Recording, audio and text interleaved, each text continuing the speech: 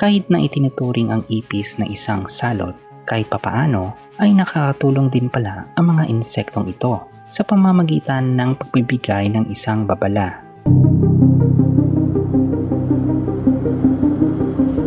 Bakit ba merong ipis sa mundo? Takot ka ba sa ipis?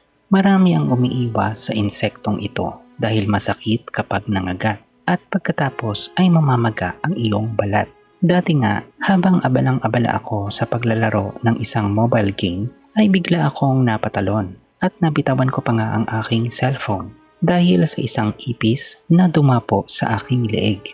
Magugulat ka talaga dahil matinik ang kanyang mga paa. Sabi ng aking lola, kapag nakita mong maraming naglalabasang ipis sa kanilang lungga, ay may ibig sabihin ito. Maaaring may parating na ulan o kaya ay lindol. Kahit na itinuturing ang ipis na isang salot, kahit papaano ay nakakatulong din pala ang mga insektong ito sa pamamagitan ng pagbibigay ng isang babala.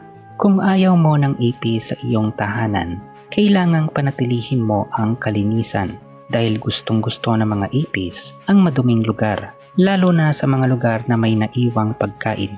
Alam mo ba na 280 milyong taon nang nananatili dito sa mundo ang mga ipis? Ayon sa kanila, kasabay nila ang mga dinosaurs na nabuhay noong sinaunang panahon, na kaya ng mga ipis na makasurvive hanggang sa panahon natin ngayon.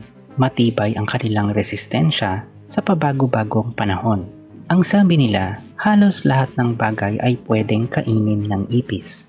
Ultimo sabon daw ay kaya nitong kainin kung kinakailangan. Mapanganib ang ipis sa mga taong may asthma dahil sa allergic reaction na naidudulot ng ipis. Dahil ito sa laway at dumi ng ipis. Nakakamangha ang ipis. Kapag naputulan ng ulo ang isang ipis, ay kaya pa raw nitong mabuhay ng 1 linggo. Humihinga sila sa mga butas sa gilid ng kanilang katawan.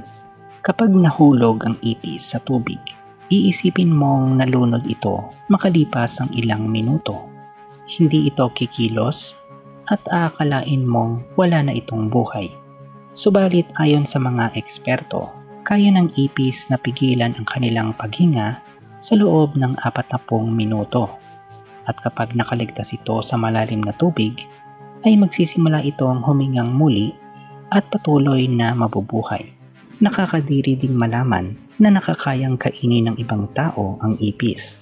Ayon sa kanila ay may taglay daw itong protina. Pero kung ako ang iyong tatanungin, ay hindi ko kayang kumain ng insekto, lalo na ang ipis, dahil ito ang pinakakinatatakutan kong insekto.